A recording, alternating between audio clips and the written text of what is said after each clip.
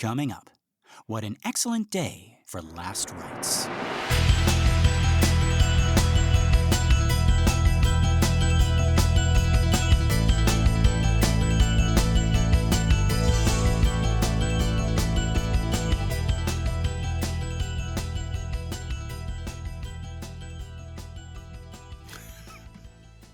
Well, first rights. Hey! What's a fella got to do to get some first rights around here? You know these titles are always, it's Final Fantasy for like 13 more games. Went to the theater, I saw Last Rites 3. How many more are they gonna make? Friday the 13th part, I don't even know. The final Friday? Lies. It's two rights. Yeah, Last 7. Rights 8. What's going on? You gotta, the 8 is the G. Last rights. And then the 5 is the S, right, for Last Rites 5. Yeah, this is going to keep doing that, right? And then they're going to do a reboot, and it's just going to be called Rites. That's right. Yeah. Anyway. Well, howdy, folks, and welcome to Minute 123 of The Exorcist Minute, a show where we endeavor to examine, extrapolate, and excavate The Exorcist, minute by terrifying minute. My name is Lester Ryan Clark. And I'm Keenan Diaz. And we'll be your holy guides on this journey through what some have called the scariest movie of all time. Okay, so our minute begins with Chris looking with hope at her daughter. And it ends with Dyer giving the last rites to his friend. Yes, folks, it appears that our friend, our lonely black rain cloud, our exorcist, doesn't make it. But we'll get to that. First, let's open our books. It's time for a reading from the Book of Blatty. Mother?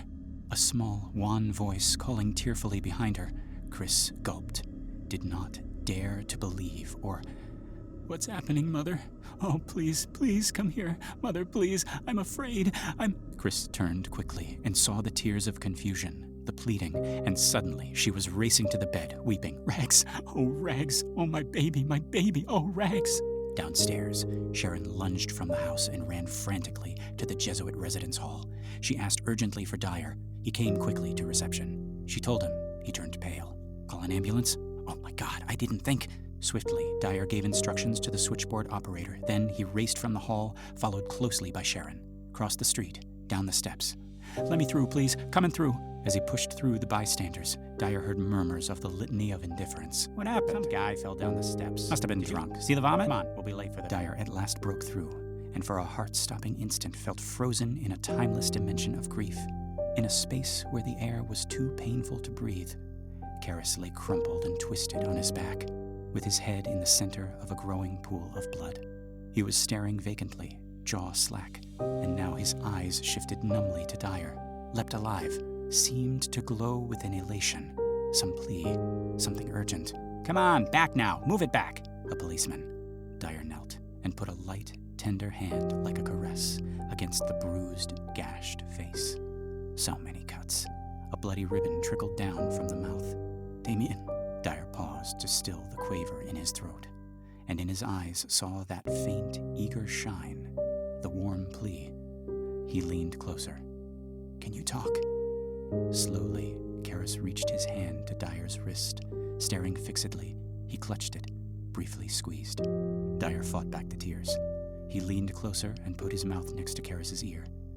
Do you want to make your confession now, Damien? A squeeze. Are you sorry for all the sins of your life and for having offended Almighty God? A squeeze. Now, Dyer leaned back as he slowly traced the sign of the cross over Karis. He recited the words of absolution. Ego te absolvo. An enormous tear rolled down from a corner of Karis's eye, and now Dyer felt his wrist being squeezed even harder, continuously, as he finished the absolution. In nomine Patris, et Filii, et Spiritus Sancti. Amen. Dyer leaned over again with his mouth next to Karis's ear, waited, forced the swelling from his throat, and then murmured, Are you? He stopped short, as the pressure on his wrist abruptly slackened. He pulled back his head and saw the eyes filled with peace, and with something else, something mysteriously like joy at the end of heart's longing. The eyes were still staring, but at nothing in this world. Nothing here. Okay, well, not too different, except that Demi is lying face up, and Dyer is able to reflect on the look in his eyes. Joy at the end of heart's longing. I really like that. This is Blatty, and he seems to be telling us that Demi is finally seeing God, and his doubts and fears are being laid to rest. I think for Blatty this was important. He wanted us to know that Demi is getting his answer, and that it's a good answer. That there is an afterlife, and Demi is going to be all right on the other side. I know the movie is bleaker and edgier, but for me, I prefer this ending. Even if I didn't believe, I would prefer this ending. I would want God and heaven to be real, at least in this story, because Demi needs a happy ending here. What do you think, Keenan? Yeah, that's interesting.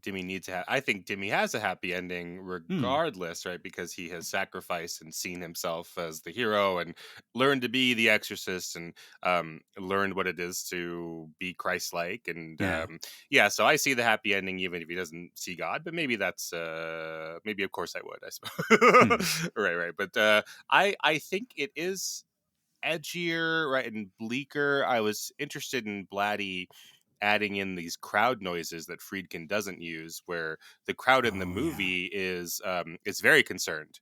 We don't get shots of the crowd in the in like we do in the book, of them saying like, it's some drunk, we're gonna be late to the show or whatever.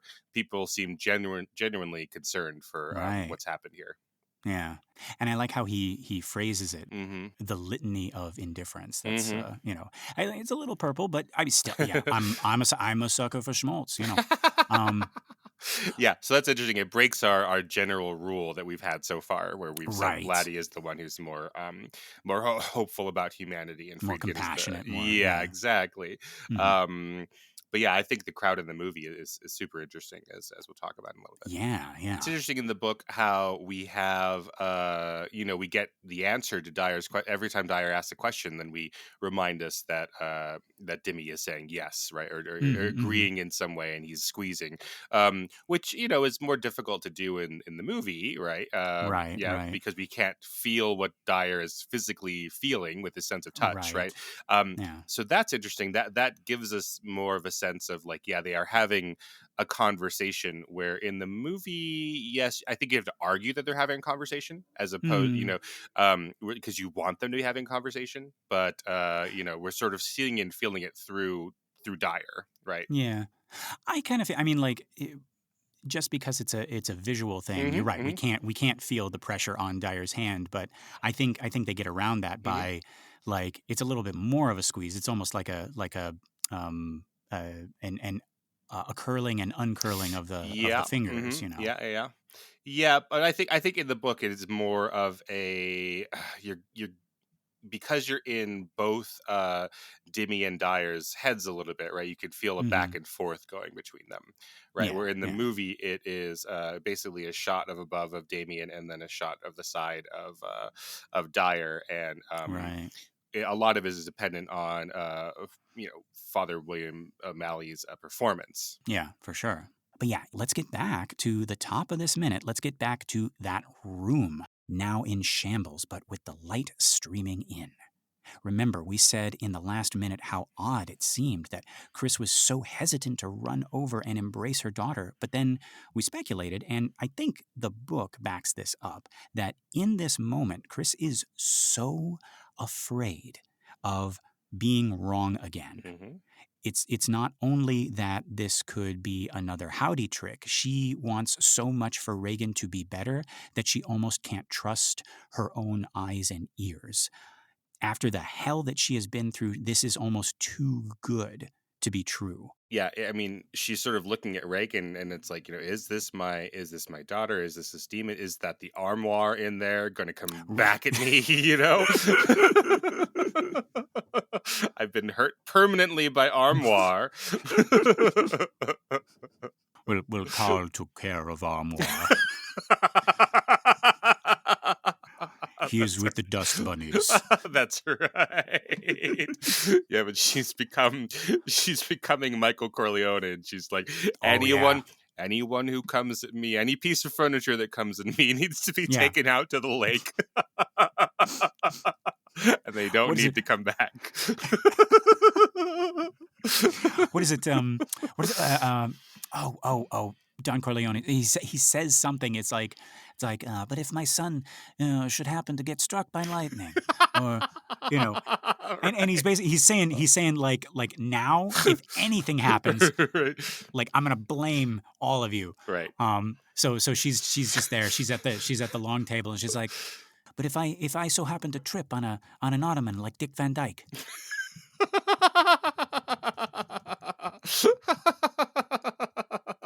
Right. If my daughter should be crossing the street and be killed by a roving fruit cart.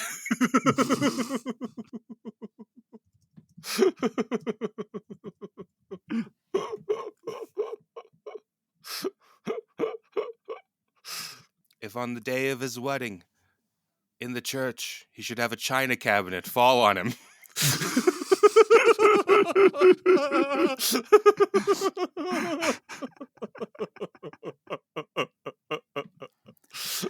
Then I'm gonna blame some of the pieces of furniture in this room. And she just looks around pointedly at, because it backs out. The camera pans out because she's at the dining table, like she's having a meeting with all of with Willie and Carl and Sharon, but it's just empty chairs.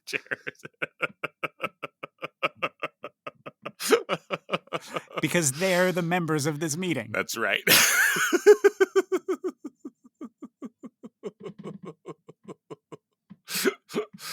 And then just some like random in the background thing, like Kinderman's pulling up to the house to have some tea or something like that. Right. And you just see, like, as he's entering, you just see out the back, Carl's just dragging this decorative lamp away.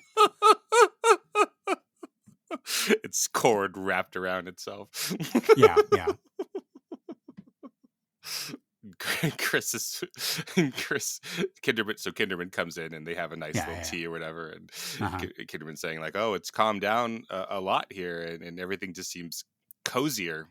And Chris says, "Yes, my father taught me a lot of things in this house. He taught me keep your friends close, but your furniture closer."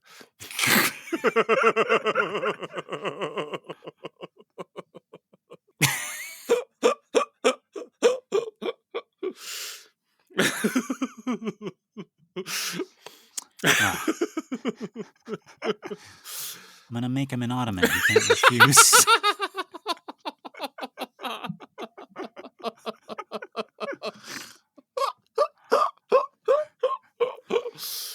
And then she's she's meeting with another bigwig. One of the other members of the five families. And and she sits at the desk and she's like, I'm gonna speak cabinet with Michael.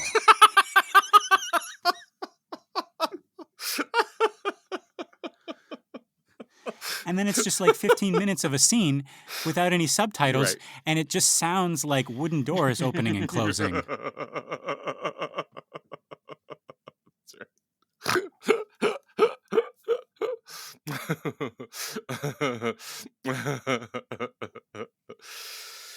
Oh, so that doesn't go well. And the head of one of the five families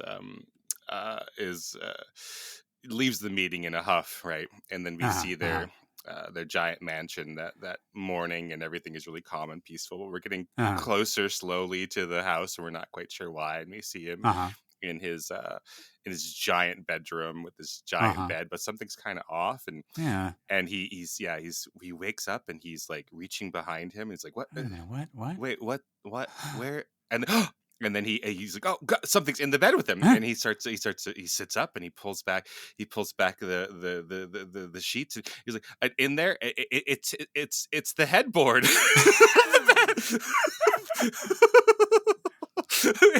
It's the bed's headboard. And the music in fades, the bed, and you just hear ah, ah, and then cut to the outside of the. You get like an establishing shot, and it's ah, and that fades, Mhm. dissolves into Chris's contemplative face.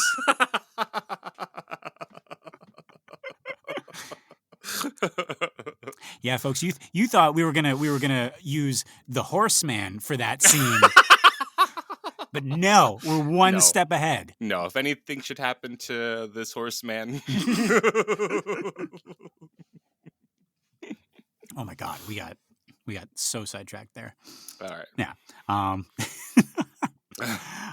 Okay. But yeah. So she's looking at Reagan. But even now, as she looks at her daughter, her doubt begins to fade. Mhm. We cut to Reagan still in the corner. She has risen to a sitting position, but is still pawing at the wall in this pitiful way. We didn't think about this in the last minute, but what do we make of this motion here, this pawing at the wall? Yeah, I hadn't thought about it either. It's Hmm. really, God, now that you asked that question, yeah, I hadn't thought about it, but it's really sad. I mean, so Yeah, she's like, what, coming back to life, and she's like, does she not know where she's going? Is like maybe. I saw a video of a cat who had a jar stuck in his head, Mm-hmm. and this woman, took the jar off of it. It was in the middle of the Uh-huh. woods, and it looked around like, where am I even? Oh Like, my God. I've had this jar in my head for whatever, even if it was like half a day, it might have Yeah. wandered half a mile and has no idea where it is. Oh my God. Yeah. So like, does Reagan know any of this? Does she have I don't care about Reagan. Tell me more about this cat. Well, that's where the TikTok ended, Oh, unfortunately. jeez. So... Hearing anything about animals like that. Oh, okay. Yeah. But it's okay, right? Like it's. Oh, it doesn't have the jar in its head anymore. I don't know. Okay, I can't that's vouch for good. what happened afterwards, whether it has a job or pays the taxes. I have no idea. I'm hoping the person recording took it home, or whatever. Well, she at least posted it on TikTok for the likes. So she's doing well. She got a bunch of likes. Oh, sure. Yeah. But no, like, what were you going to say about Yeah, Reagan? like does it again? Like, this is going to be textual in the next sequence where we're talking about Reagan's recovering and she doesn't remember any of this, right? Right. But like, yeah, does she even know where she is? What's been going on? It's so odd and sad, and like she's trying to make tactile sense of the world potentially by like That's just what it's. touching Yeah. things. Yeah. I keep forgetting that she doesn't remember anything. If you believe this little girl. If you believe Chris, yeah, we don't. Sure. Yeah. So either Well, I was going to talk about that later, but yeah, Reagan could be lying to Chris, or Chris could be lying to Dyer about it. All About sorts of not things. remembering. Yeah, all sorts of things could happen. Yeah. Yeah. Just for like, I don't know, for their own peace of mind, or Oh yeah, yeah, absolutely. Yeah. What a crazy thing to have to live with, right? Yeah. It's like I would rather that she not remember it. That would be yes, absolutely. So, but that's what the movie says. So if you take that at face value, right, then yeah, she's not remembering it, and so has she been even aware of what's been going on, and I was gonna say, well, firstly, this is kind of like what our characters do with doors, right? You know how they like to kind of like put their hands up against the doors. I was also thinking, like, just looking at this, like, I can't remember a specific time, but I can say with confidence that I have been like sad enough at one point where I was like clutching something or pawing at something, or just like rolling myself up into a ball and like maybe just kind of putting my hand on a wall for like, I don't know, support, or just like, okay, now I know, up is up and down is down, and and all that, right. Yeah. So it seems like whatever the reason is, it feels real. It's like, okay, that is what a person would do when they're like like when they're taken over by emotion and they Mm-hmm. don't know how to process it, you know. Mm-hmm. I'm also thinking of how like Marin was putting his hand out and touching things, right? It Mm-hmm. feels like when we're in an emotional state, we have a tendency to need to reach out and touch things or hold things. Yeah, that's isn't that one of the coping mechanisms for when you're having a panic attack or people who are disassociating? They say like again, I'm not a therapist, so look this up Mm. before you do it yourself, but it's Mm-mm. like, hey, look around the room and name 6 things you can see and 5 things you can Oh. touch. Do you know this? No, I've never heard Oh, this well then let before. me actually pull up the list here. Okay, that's potentially very helpful. Yeah. Okay. So it's actually the 5, 4, 3, 2, 1. So like you're Oh. in a state where you're like, oh God, I'm having a panic attack, Mm-hmm, or yeah, I feel myself disassociating from reality a little bit, mm-hmm, mm-hmm, and so in addition to like your breathing, etc., it is acknowledge, and sometimes they say these out loud, mm-hmm, or if you're with the partner, like say them to your partner. So mm. 5 things you can see. So just Okay, anything and just naming them as discrete. So not like the room, but this wall, right. this pen, etc. 4 things you can touch. You don't necessarily have to be in a position where you can touch them, but just But say you're like, able to touch them, yeah. yeah, I'm able to touch them, and like I'm thinking about what they feel like with your Mm. tongue or not. Yeah, you're thinking about Right. what they 3 things you could hear. This could Mm. be external or your own body. Two Right. things you can smell, and then 1 thing Mm. you could taste, even if it's the inside of your mouth. So yeah, that's Right. the idea. So like putting yourself back into the present and in your body. Oh, that's very helpful. Yeah. Yeah. Hmm. I don't know if it works, so look that up on your own. But Yeah. yeah, I've seen that in a couple of different pieces of literature and a movie my students made recently.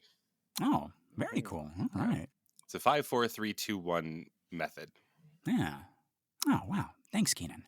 Um, but yeah, so now the whole time we're upstairs, we can hear the sirens wailing. We cut and we're back outside. A cop car skids into view. Another cut, a crowd of people, a legion of onlookers thirsty for blood. Another cut, a close up of Marin's dead face back up in the room as Chris and Reagan are heard crying together for the first time in months. And finally, we cut back to Kinderman, seeing Marin, seeing all of this as the camera moves up and out, revealing more of the room and revealing the crying mother and daughter behind him. He turns now to look at them. Now, before we cut away, we had wondered just what he was thinking in this moment. Has that changed since our last episode? What did we say last time? That he thinks Reagan did this? That, That's what we're I not think. Yeah. okay. Because we're not there yet, but I went back and checked, and in the epilogue of the book, and this is both editions, so the first and the 40th, Kinderman concludes that Reagan couldn't have killed either of the priests because she had been secured by the straps at the time. Mm-hmm. And he decides, though this breaks his heart, that Dimmy got swept up in the mania and he was so invested in the exorcism that he believed himself possessed and jumped through the window on his own. Um, that's how he closes the case. It's a little different here because Reagan is not tied down when he enters the room, which I guess makes it possible for her to have done both murders from Kinderman's POV. Mm-hmm. Um, I imagine they'll do an autopsy of Marin and see that it was a heart attack. Mm-hmm. But right now, he's just standing here looking out over all this wreckage and looking at Chris and Reagan. So you still think that he thinks it's Reagan right here. I think so. I think he doesn't know what to do clearly about that Right. with his thoughts here. And like, do I drag her away from this mother who's consoling her or any of that? Right. Um, Yeah.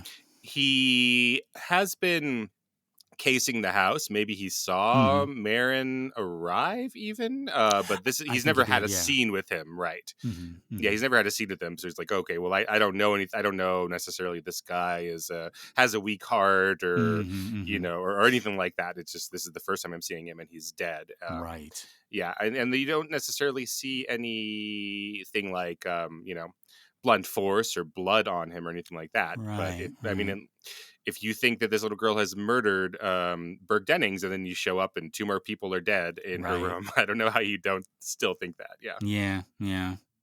Like that was the other thing I was wondering, like how does this scene continue if we don't cut away? Like you're saying, like does he go over and just like, cuff her, or it's Right. That's yeah. it's hard to imagine like him breaking up, like you said, like breaking up this mother-daughter reunion and putting Right. Reagan, in handcuffs. Like I feel like Well, he's there for the rest of the night and maybe the next day, asking questions, talking to everyone in that house, and even like in the movie we jump ahead of time and they're fine. Right. So Yeah, again, he doesn't know it's a reunion. He doesn't know how involved the mother is, and he's had conversations with her, etc. Right? Like he knows Chris McNeil a little bit.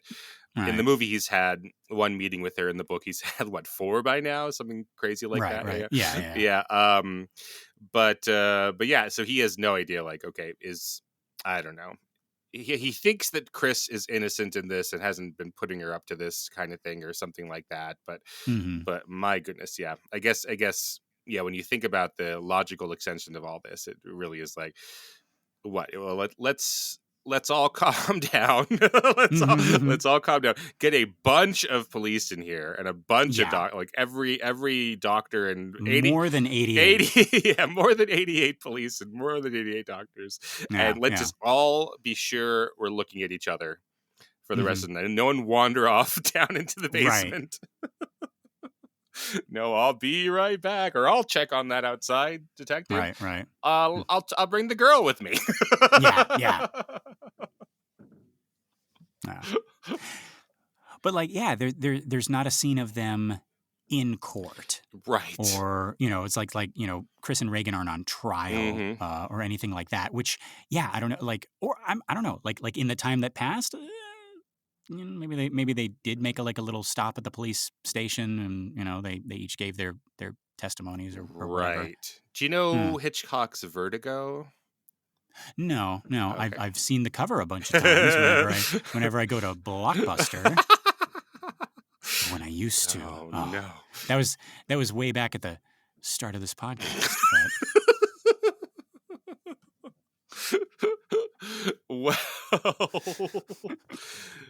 we were talking about Vertigo. Oh my goodness. So anyway, so yeah, I imagine you haven't talked about you haven't seen Vertigo, because I think you would have talked to me a bunch about it, because it's a crazy movie. But yeah, at the end there is a all this chaos happens, and then there is this like courtroom scene that explains everything that we've seen and everything. And you're like, okay, and this person is to blame, and this person, and this is how much our main character is to blame, and this is how much the other main character is to blame, etc. And then the movie just keeps going, and you're like, what is this? What's happening? Why are we still watching this movie? And then it just gets crazier and crazier. But interesting. Yeah. In my mind, when I see a courtroom like in a movie, it's like, oh, okay, this is how the movie is going to end. Right. Right? Like the courtroom is the final room of the movie. And then when the judge is going to be like guilty or not guilty, and then credits are going to roll. Right. Like that's not a middle of the movie thing. Right, I think so. Right, there's a beginning Mrs. Doubtfire court scene that's very, very brief, and then there's a long Mrs. Doubtfire at the end where the justice system does not work and it fails that family. Right, yeah. Absolutely. What happens at the end of Mrs. Doubtfire? Does he actually? You don't remember? He shows back after the court. Oh, does he like, so they're like, okay, no, you get to be with your kids. Like, what does he do? Does he no bring another two donkeys to the next birthday party? No. The lesson. I know we did a whole Mrs. Doubtfire minute. Yes. A whole podcast that we've deleted. And you either love it or you hate it. Oh no, we didn't delete it. It's there. No. The lesson from the Book of Doubtfire is that if you are an irresponsible dad with a touch of crazy, which like more than a touch, then you will get your own TV show and still be able to see your kids on the weekends. But that's what I mean. So after the courthouse, right? Yes. Like, how do they wrap that up and show that to us? Is it like he goes to Miranda's house and he has 2 donkeys and she's like, "Oh, Daniel, this again?" And he's like, "No, you take care of the donkeys. I'm taking the kids." he takes the kids and they go to the mall or whatever. And there's a montage of them, being together. Like, how do we see that they're going to be okay? It's like I am not joking, Keenan. He gets his own show, right? I understand. I know that. Yeah. Right. But how do we see him with the kids at the end? Is what I'm trying to remember. Oh, it's yeah. So like they're all watching the show and they're it's great and blah blah blah.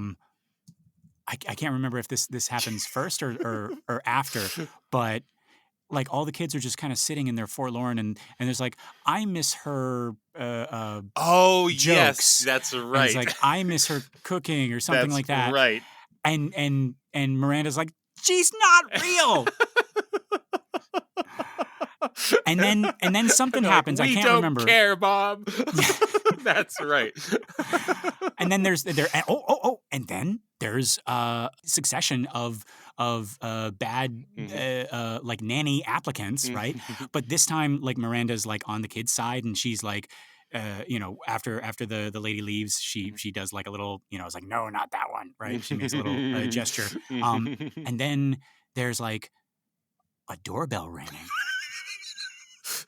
And the kids are like, oh, not another one. But Miranda's like, I think you'll like this one. Miranda, no. And she opens the door. And this very thin gentleman in a hat and a tie, he's like, have you ever considered homeowners insurance? No.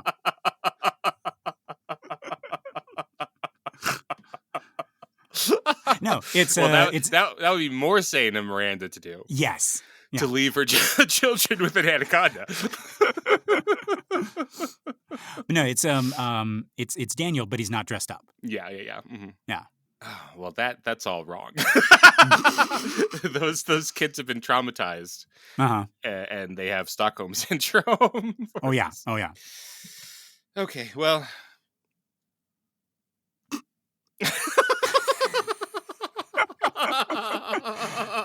I was waiting for a quip, but I couldn't hold myself. No, I don't have anything. I'm just thinking about how traumatized Reagan is, and I was thinking of Mrs. Doubtfire for no reason. Yeah. They're the same movie. Mm-hmm. Does she? No, they don't remember anything, luckily.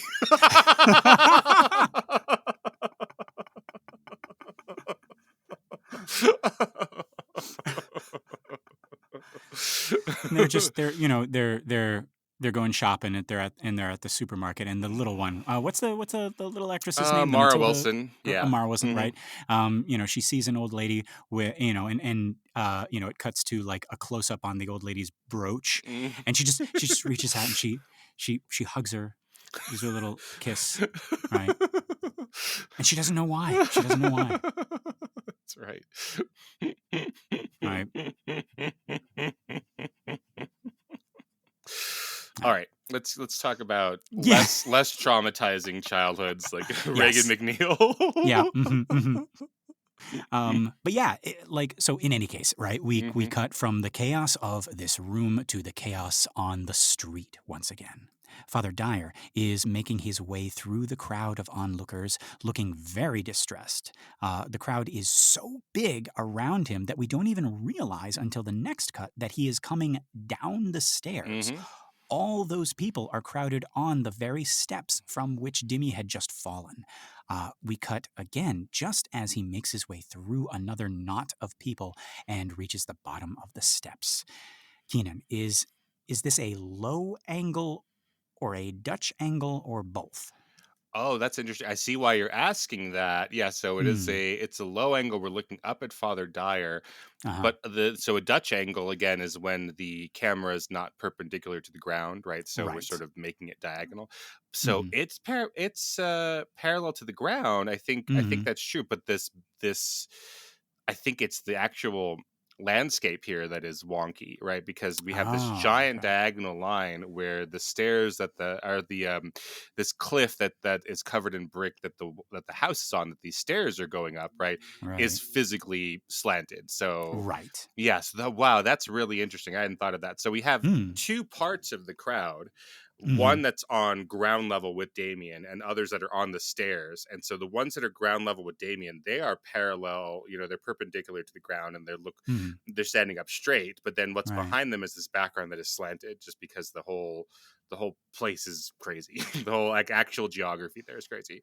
Did you Yeah. get that Hmm. sense when you were there? Because I've only seen this from the street. I haven't seen this from ground level. Like, Yeah. does it give you again vertigo just to be there the way this shot does?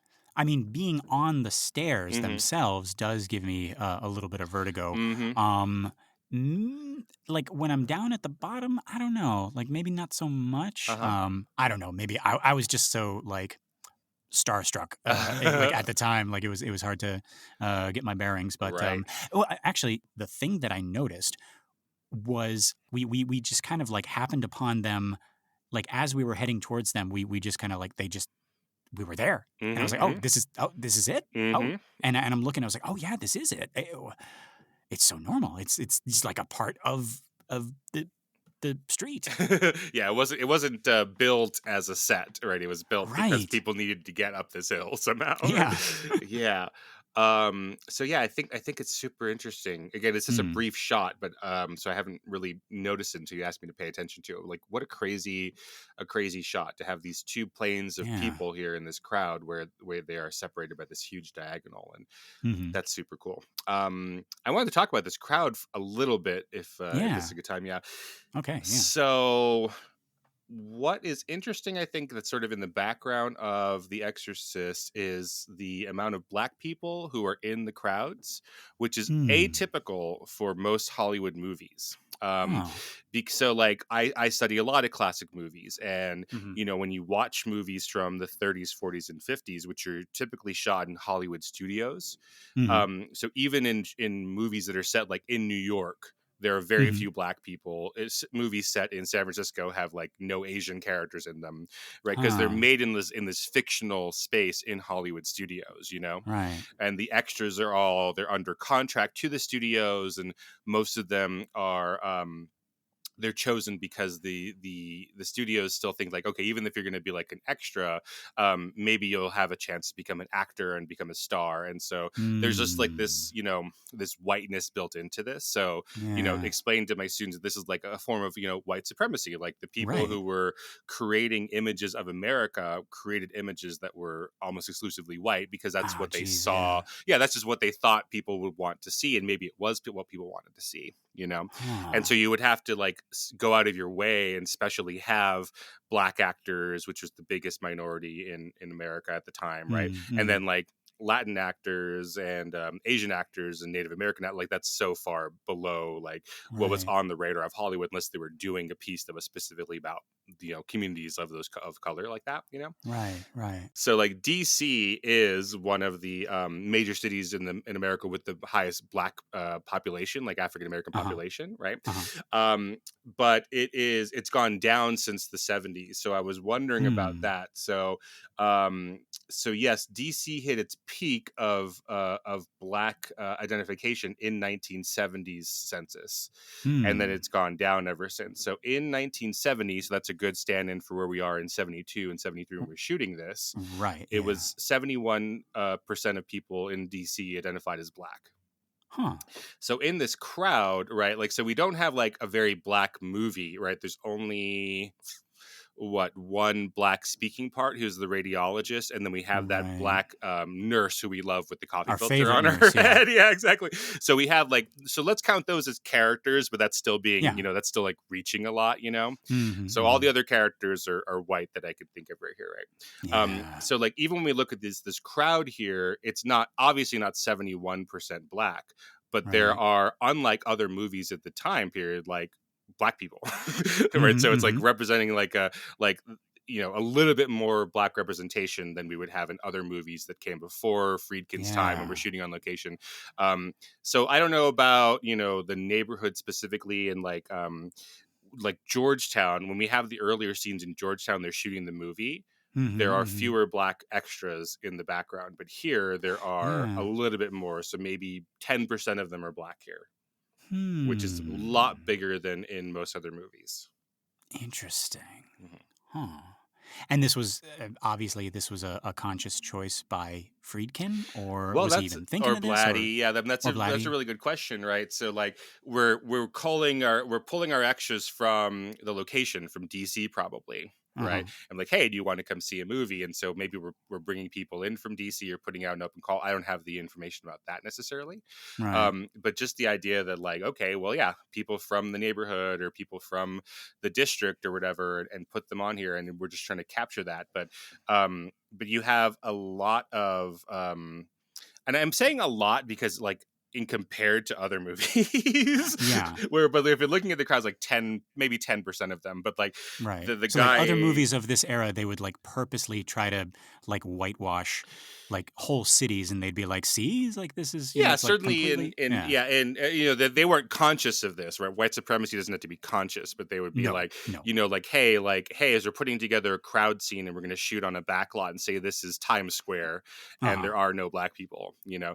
And then actually Right. in the 1950s, when you start having more location shooting, then you start and they go to New York and they just shoot on the corners, like you do start seeing like, oh yeah, that's what New York really looked like, because you could Right. have this idea of like, what did New York and San Francisco Mm-hmm. or Honolulu, you know, there were a lot of movies Right.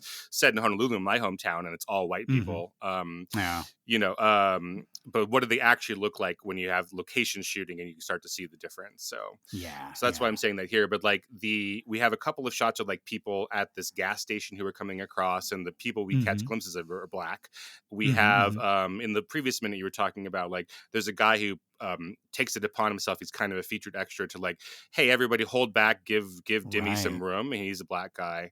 Mm-hmm. Mm-hmm. Right. So it's set in DC, Which has the highest one of the highest black populations mm-hmm. in major cities, right? Right. And so you know, when we're casting like, hey, real nurses, real radiologists, right, maybe we would Right. get that, but then also we have that in these crowds. And then just Hmm. as something to put out there for everyone, like this is about gender representation in crowds, but you know, Mm. Gina Davis from Beetlejuice, The Fly, Yeah. Yeah. Mm-hmm. she's Mm-hmm. she's either Thelma or Louise, I can't remember which one. Mm-hmm. Even though I teach that movie every every year, I'm 75% confident she is either Thelma or Mm-hmm. Louise. Yeah. She's in the Exorcist TV show. Oh my I'm not goodness, gonna say she who she is, plays but somebody.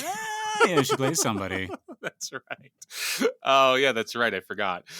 She founded the Gina Davis Institute on Gender in Media, and they've done a Hmm. bunch of really interesting studies about like representation of women directors and stuff like Huh. that. They've done quantitative studies about like how many lines women get versus how many lines males get, etc., stuff like Oh. that. So all sorts of interesting stuff there. And then one of the studies that I would love to see them reproduce or other people reproduce is Mm-hmm. the idea that like when you show people a crowd scene, Mm-hmm. um, if you that you tend to read them, audience members tend to read them as having more women in them than they actually do. So like the proper proportion, if you want the audience to say like, oh, it's a gender mixed crowd, is about Right. like 30% women. And then we'll read it Huh. as a crowd of both men and women. But if you put that at 50-50, like actual 50-50, people tend to read the crowd as being composed of a majority of women, and that it becomes a gendered crowd. And there's arguments about why that might be. Like we're Yeah. so used to seeing so few women on screen that when we see an equal proportion of women, we're like, this is too much. This is too many women, right? This is now gendered. This is now like Oh, that's a so scene about women. weird. Yeah. So I would love to see more people do that study and try to see more of that, to see if Yeah. that bears out, and then try to get to the bottom of that. But I wouldn't be surprised if that's what's happening to me as I'm looking at these crowd scenes and I'm seeing like, wow, 1 in 10 of these faces is an African American. I'm like, Uh-huh. whoa, what a jump forward in equality and Right. representation of the actual people who live in DC. Right. Yeah. Yeah. So I'm not sure if that's what's happening, or like if Georgetown is particularly, whiter because it's a college campus in the 70s and it's a Catholic institution, Right, that kind right. of thing. Yeah. Oh, that is really interesting. I mean, like, Hmm. it's so weird to be reminded that this movie came out like in the early 70s. Hmm. And then you go back and you look at other like 70s movies and they're completely different, Hmm. just like the atmosphere, the mood, the even, the cinematography, like all the effects and everything, Hmm. the acting, uh, but then also, yeah, like, the crowds and everything like that. And I, well, actually, it's kind of I'm kind of contradicting myself because I have a note right here Okay. um, about how like you forget that it's the 70s until you see the crowd and you see the hair The and the hair. Yeah, clothes and the exactly. Yeah, and the absolutely. sunglasses and everything. But that's Yeah. not talking about like the ratio of Black Americans and white Americans. Hmm. It's more just like what the fashion. You're like because this Yeah. this whole movie is in that room or in that house or And a bunch of our characters wear uniforms, right? yeah, exactly, Hmm. right? So you kind of forget, or it's in a church, which doesn't Hmm. really change, 70s to Right. 80s to 90s, and then you just go out into the crowd and you see people with hairstyles or with clothes, and you're like, oh right, this is the 70s. Hmm. Right. Exactly. But no, that thing about the use of Black people and white people in the background or like just as actors like in the Hmm. 70s, that was really really interesting. Thank Hmm. you, Keenan. Great. Yeah. Look at that Gina Davis Institute for Gender in Media. Yes, and also, yeah, men and women. They're like it's something that you don't even think Right. about, and obviously that's what filmmakers want is you to just kind of like see these crowds and have it kind of like wash over your eyeballs and not even like count the number of women to men or Hmm. Black people to white people. You just was like, "Oh, that's a crowd," and Yeah. And that's just, that's even just like getting to quantitative studies, which is the one that it's hardest to argue with. Like, these are the numbers here. The women have these lines, the men have these lines, et cetera, yeah, and then that, yeah. qualitative, which is what people tend to push back on, right, is much harder to, how do you put that together of yeah, Right, yeah, are these good depictions? Like, that's so, yeah. right. Oh, that made me think. Like, do you think there's evidence of like when a filmmaker wants like a particularly rowdy crowd, they're like, all right, let's purposely fill it with like a bunch of African American extras instead, or something like Oh that. yeah, I bet that. No, I'm sure that happens. Yeah, I'm sure that happens. So Mm. that's a whole, yeah, process. You haven't done like the extra work like in LA and Oh no, stuff. I have. Yeah, yeah, yeah. You have like Hmm. it can be pretty demeaning. So like then Yeah, yeah, they're like, hey, we want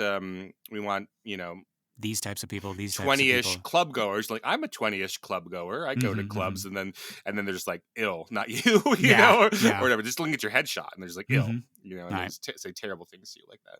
We want 20-ish movie club goers. That's right, exactly. Right. Yeah. Oh, yeah, yeah. We've built up a whole fake world, folks. Yeah, I had a friend who was told that she submitted herself because it said, yeah, party girls or whatever, Hmm, hmm. and the lady on the other line, she called in and said, hey, and the way it works is like, hey, you call up to the casting call and then you give them your ID number for this Hmm. casting system, and they put it in, they pull up your headshot. So my friend did that and then said, here's my number, and and said, you're not hot enough, and they hung up on her. I And what they mean is, yeah, you're not like stereotypically movie Right. hot girl hot enough. It's not that you are not hot, but like they don't have time to say Like that. we're They're we're we're just working on the yeah, stereotypes. Yeah. right, Oy. exactly. Yeah, yeah, yeah. Ay, ay, ay. But that's Yeah. what you have to deal with. Yeah, when you're Mm-hmm. out there. Mm-hmm. Yeah. Yeah. Come to LA, folks, and have professional people in suits Mhm. tell you that you don't look right. Yeah, they're not hot Yeah. enough. Lose um, weight, gain weight, cut whatever your hair. weight you're at is not right. Yeah. Right. You're too short. You're too tall. You're this. You're that. Yeah. I saw a tweet that said, um, LA is shitty heaven and New York is fun hell.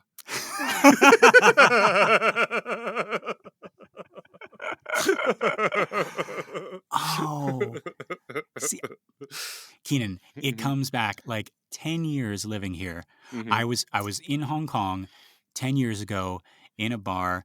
that was run by one of my good friends over there, Brian. If you're listening, hey Brian. And he and I were talking about, because I was on the fence. I was still like deciding whether or not to go to New York or L.A. And I decided L.A. And ever since then, I've been looking at New York, and I've been like, man, I like the cold more than I like the hot. I like assholes more than douchebags. I'd rather get in an argument with an asshole than a douchebag. It just that's what I'll say about this. Like, we don't have assholes here. We have douchebags. That's very funny. Yeah. All right. Flakey douchebags. I'm including myself, folks. But I feel like I'm more asshole than my asshole to douchebag ratio. I think I belong in New York. I don't know. You are not you're not a douche. I've never, like, everyone can be, you're not an asshole, right? But like, everyone can be mean or curt or whatever. Douchebag, you have to have this inflated sense of yourself, right? And I don't think you've ever been close to that. Yeah, you just think you're the bee's knees. And not even a regular bee, like a bee that is allergic to gluten. And also every other single fucking food, so that waiters and waitresses have to bend over backwards just to please you because you're so fucking special.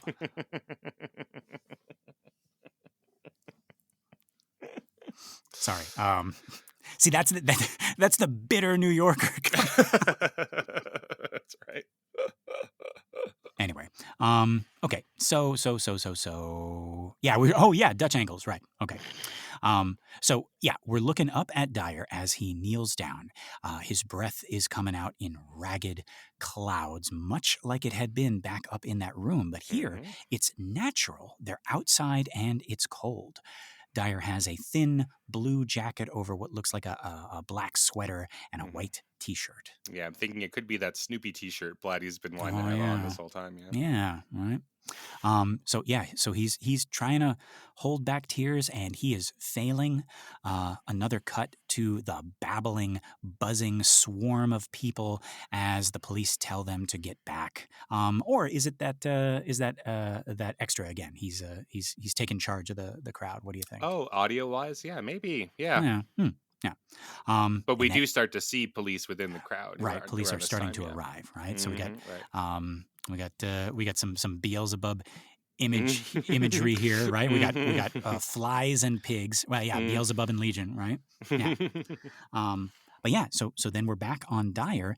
He has bent over and clasped Dimmy's hand, which we see is covered in blood. We also see more clearly now the pool of blood in which Dimmy is resting. And Dyer says, "Do you want to make your confession?" Dimmy does not respond in words, but instead he uncurls his fingers and then curls them back over his friend's hand. Dyer feels this happening, sees it, and is overcome with emotion, perhaps fully realizing that this is all Dimmy can do now. For a moment, he presses his face against Dimmy's back. I couldn't tell if it was a kiss or if he was just like burying his face to cry. But then he says, with tears in his voice, "Are you sorry for..." And then he has to start over. "Are you sorry for having offended God?" A pause, a breath, "and for all the sins of your past life." And this really hit me. We talked with Father Mowry about how, for a priest, these prayers and these sacred rites can sometimes take on a familiar rhythm and feel almost workaday.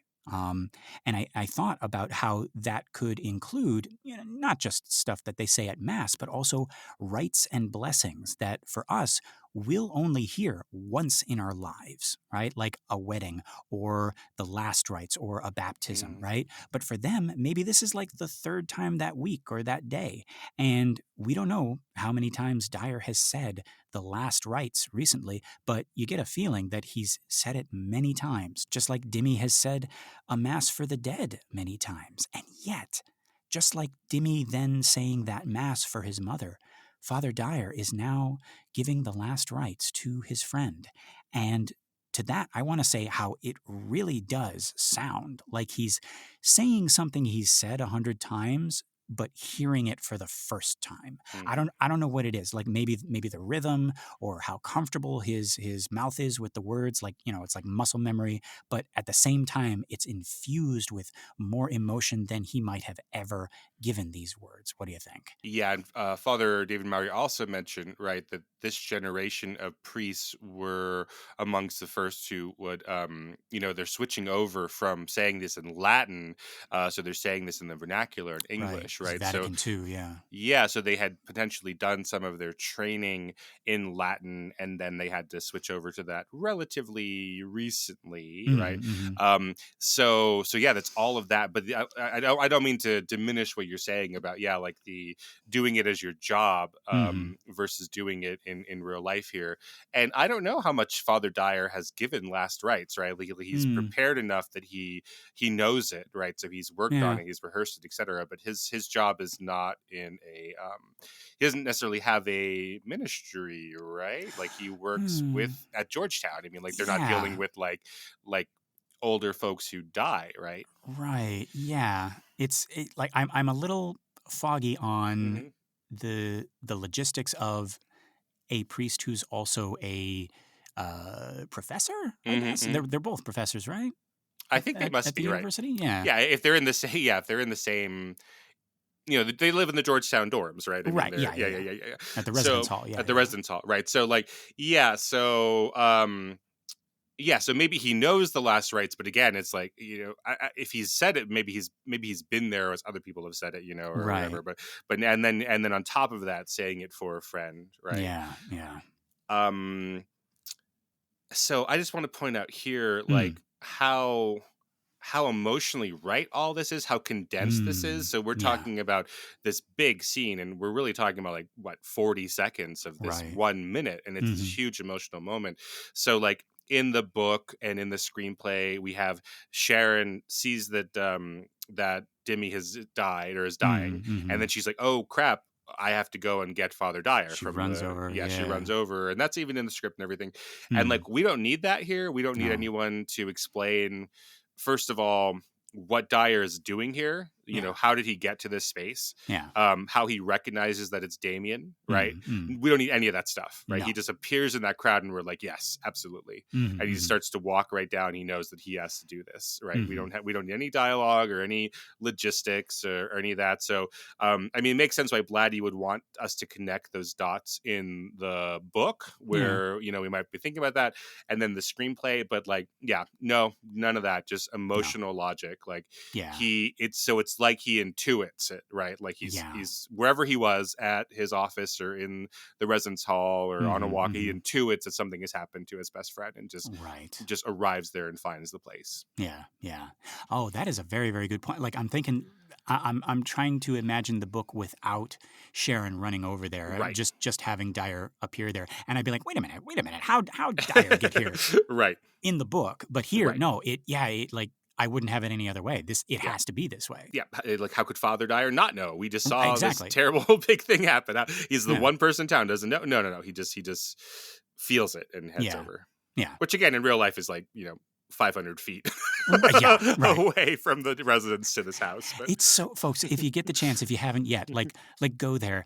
It's like you can shout from Reagan's house to like Georgetown. It's like, hey, what are you doing? Keep it down over there. People are trying to sleep. It's like, all this Latin, stop it. People are trying to go to bed. Yeah. Anyway, but yeah, so in response to Dyer's question, Dimmy once again uncurls his fingers, and this is almost too much for Joe Dyer. We cut to a close-up of him as he makes the sign of the cross with a shaky hand over his friend, saying, and I am really proud I was able to get this. You were working all week on this. Oh my God. Ego te absolvo ab omnibus peccatis tuis, which means I absolve you from all of your sins. The reason I am proud of this is that it is not the most common version of the last rites. It seems to be an amalgamation of a couple of different versions. When I first looked it up, it's literally just, when I asked, Google, I was like, hey, what's the last rites? It just says, ego te absolvo, right? And then it goes like right into like, in nomine Patris et Filii et Spiritus Sancti.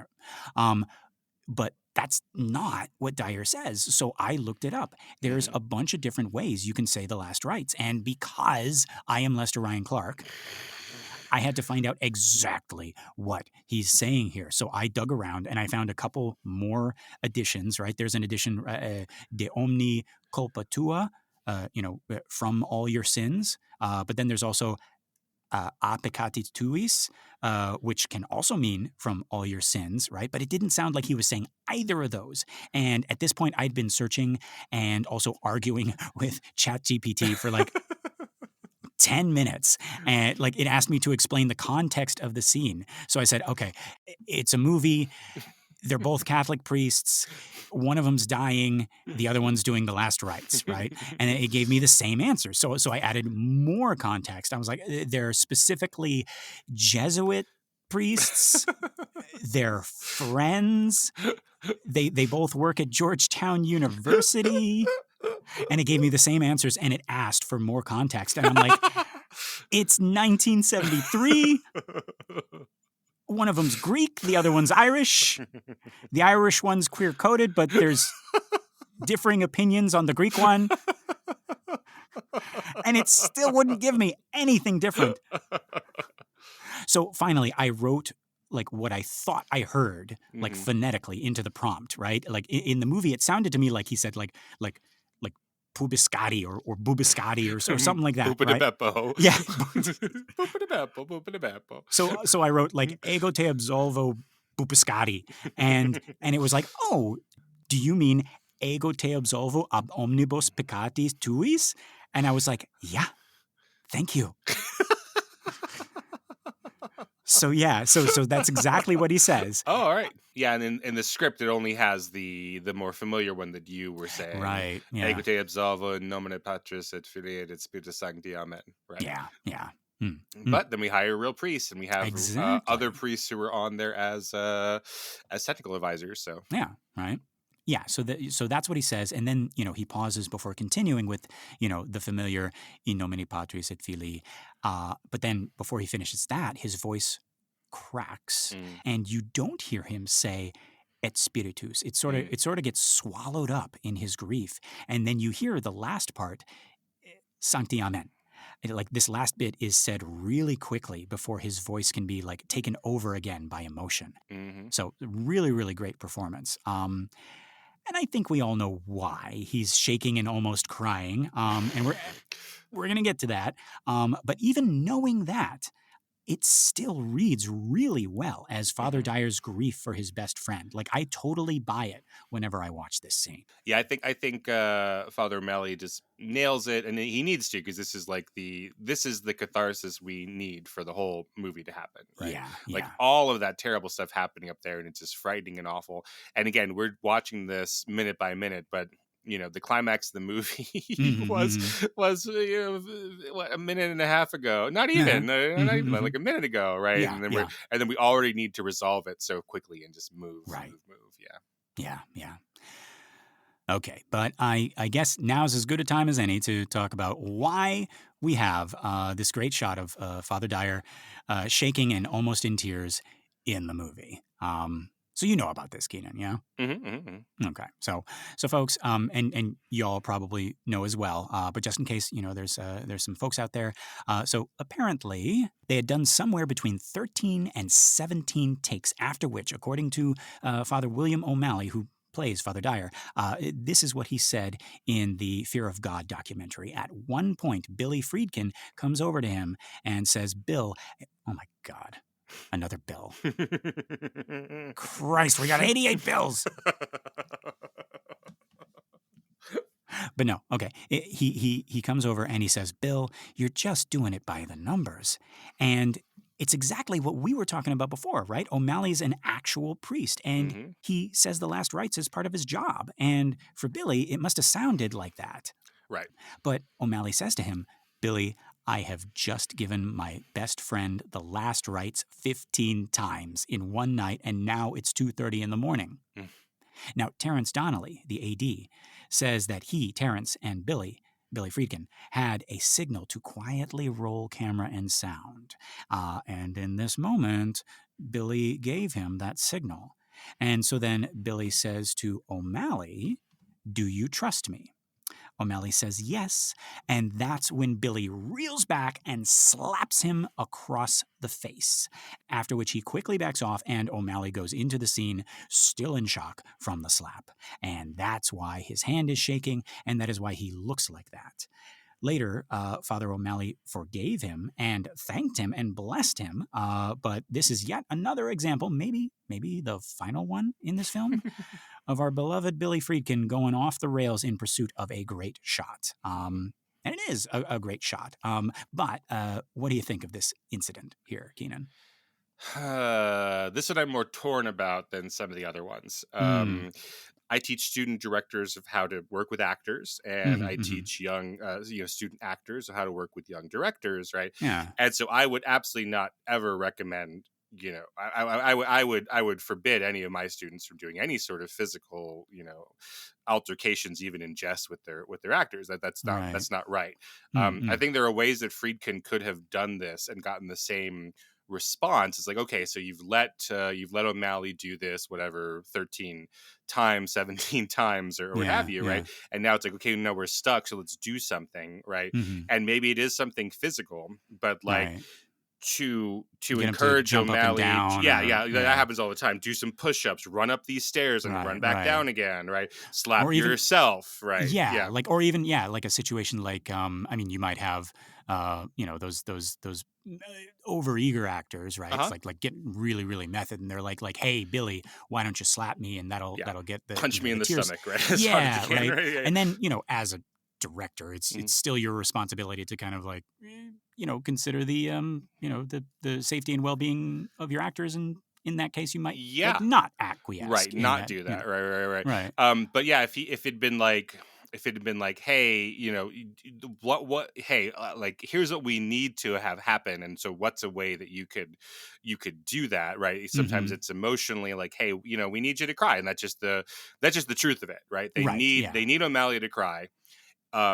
Not just because it's scripted, but it's like what the audience needs right now is for O'Malley to cry, so that we don't have to cry, and so that we know that this is over. Like all these, tons and tons of reasons why this has to happen. So they as adults could come to that and say like, hey, this is what we need to do, etc. Right?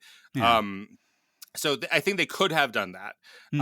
The reason, might have taken a little bit longer or what have you, but the reason why this one for me is different than some of the other ones where Friedkin has been terrible to the actors, like, because he's playing tricks on them, right? He's like, hey, Jason Miller, like the Anderson's pea soup is going to land on your chest, and then we purposefully rig it to hit you in the face. Like, that's a lie. Just totally lying to right? We're again, and like, Miller is a Pulitzer Prize winning playwright, and he's a real actor, right? And he's like that. I resent that. Like, you can just tell me it's going to be in the face, and I can give you surprise, right? Or like talking behind Ellen Burstyn's back. About how they're going to break her back, right? Exactly. Like that's not okay. Or and then surprising them with the gun, right? So this one is a little bit different for me because. So if we have O'Malley's story face value, it's like, they're having this conversation. They know they're not having it. They're not getting what they need. And O'Malley's like, okay, well, what do you want? Right. Like I'm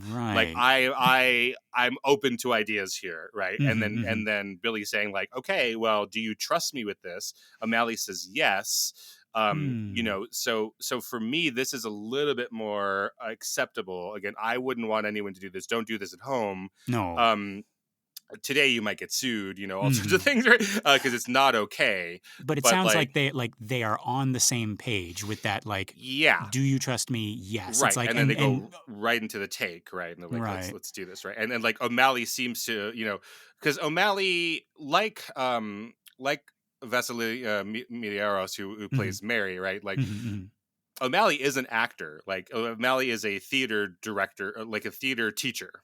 Right. Yeah. So like he maybe doesn't have a lot of experience, etc. But he's not like Tom Birmingham or somebody, or the radiologist, right, or anything like that. Like he is an actor, so he gets why this is happening. And then when he gets the slap, he seems to have said, like, not only afterwards, like say, "Oh, thank you," etc., but like he goes right into the take. Yeah, it would be very different if like he is like, "What did you do that for?" And and like messes up the take, but he understands. It's like, "Oh, okay, that was what I needed," right? Yeah. So yeah, for this one, I'm a little bit more on the fence. Again, I wouldn't want anyone to do this. I don't want, the Exorcist Minute does not endorse this. No, right? No.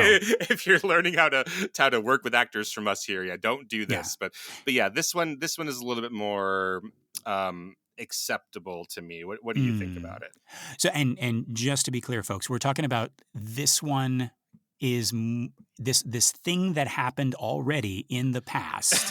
Yes, that's a good way of is putting it. more acceptable. We're not saying slapping your actors is more acceptable. We're saying that this instance where William Friedkin slapped William O'Malley. It's freaking Williams slapped William O'Malley in 1972 and got this amazing shot. We're like, okay. It got an amazing shot. We're not saying, like, from now on, everyone, all you young filmmakers, I'm talking to you right now. Right.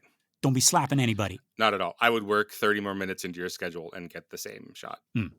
But yeah, but no. To answer your question, Keenan,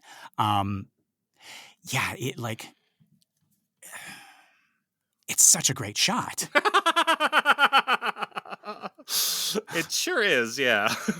And there was no permanent damage. It was like no spinal fractures, no injuries of that sort. So, man, if I was Father O'Malley after that, I don't know if I would bless Billy Friedkin. I don't know. Maybe I'm sitting there, in the Oscars audience. And I go, you know what? I think actually, no. Knowing me, I would lie and I'd be like, I told Billy to slap me. That was all my idea.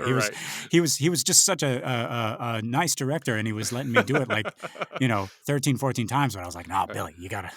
But Billy says, but Lester, if I were to strike you, how would my hand ever recover from how strong you are? And might I say, sexy. Yes. Those are his exact words. And I put a paternal hand on his shoulder, even though he's older than me. And I said, hey, it's not what's outside that counts. It's what's inside my tear ducts right now, waiting. Like Olivier to make his grand entrance. God bless you, Lester Ryan Clark. And let me just say, President Lester Ryan Clark. I'm just putting it out there. Right. Yeah. But no, I'm not Father O'Malley, so that stuff doesn't happen.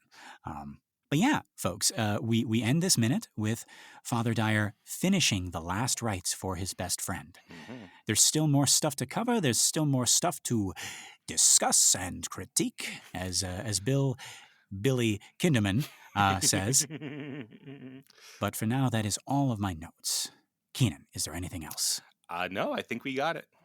All right, folks, this has been another excellent Exorcist Minute. I've been Lester Ryan Clark. You can reach me on all the socials as Lester Ryan Clark. And I've been Keenan Diaz. You can find me on Letterboxd and Instagram at Howdy Keenan. Yeah, we got our listener group, Compelling Conversations. Go check that out and request to join, and we'll let you in here with us. Thank you so much to everyone who has shared the show by word of mouth or on social media, and a big thank you to everyone who has given us a 5-star ratings on iTunes or Spotify or wherever you listen to our show. We really appreciate that. It's going to help our little podcast grow and find more cool people like you. All right, Keenan, are you thinking what I'm thinking? I think I am, Lester. Folks, until next time, The power of furniture compels you.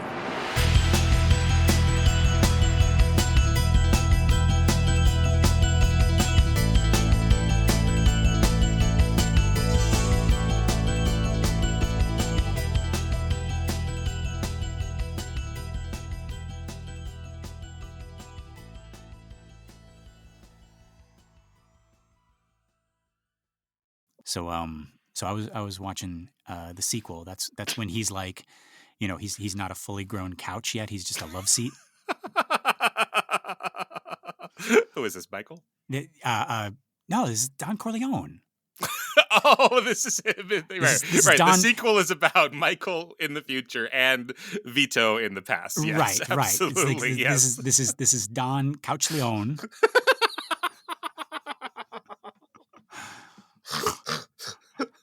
Right.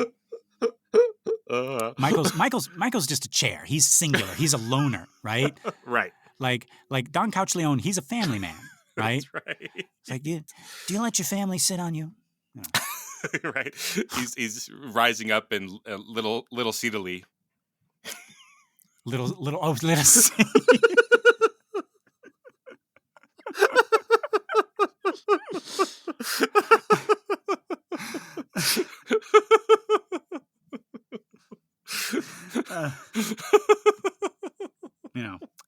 And they're always they're always shaking the other furniture down for spare change. That's right. Oh my God. There's that meeting, with the other 5 furniture families, right? What would they be? So you got like chairs. That's one family. That's one family for sure. Beds, I would say, is another family. Oh yeah, beds. That would be the other family. So chairs and beds.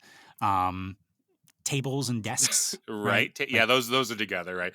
Yeah. It's an uneasy alliance. Yeah, between the tables and desks. Oh yeah, right. It's like a second cousin situation. Right. And you gotta have like, I would say, like cupboards and dressers and armoires. Yeah, that's all together. Yeah, right. The drawers, right? That's right. Right. So okay, we got chairs and couches, beds, tables and desks, drawers and armoires, and like dressers and stuff like that. Right. So that's 4. Mm-hmm. I would think like lamps or like lighting in general. Like lights, yeah. Lighting. Yeah. Oh yeah, that sounds like they do not get along. No. Right. They don't like the lights. No. Part of no. it, no. Lights. They think they're fancy. Right. And so so Don Couchleone, he's at the he's at the table, but it's not a table. It can't be a table. Just a bunch of dudes. Yeah. It's a human centipede situation. Right, exactly. And he's got his arms, his elbows, his couch elbows up, and he's like I accept the drugs and racketeering and murder, but this Febreze stuff, it's just we can't be doing that. That's not a it's not a good thing. Yeah.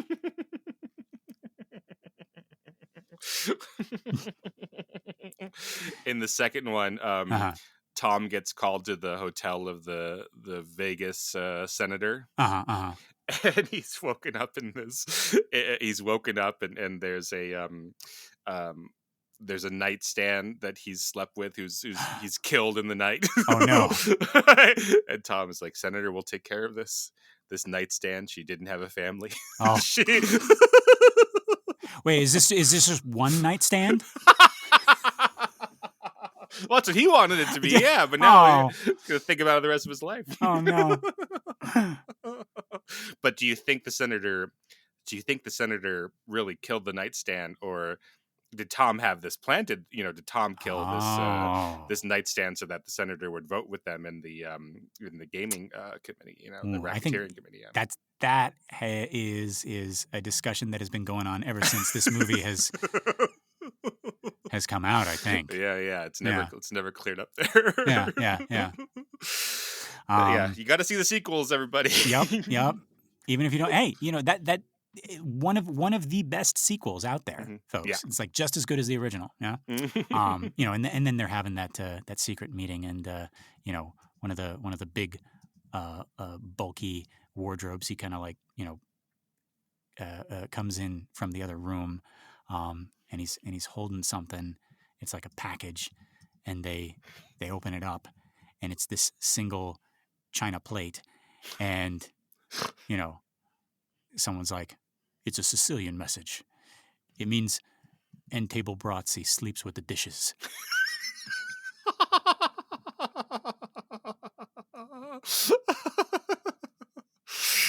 In the Couch Father Part 3, Uh-huh.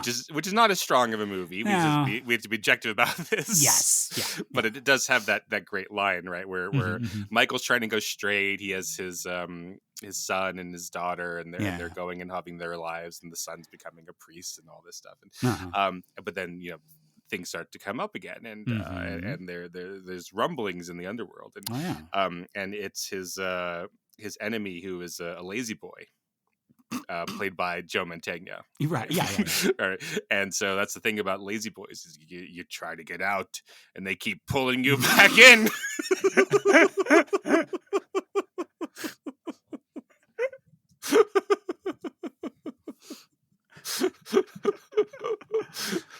Because they're just so comfy. It's right.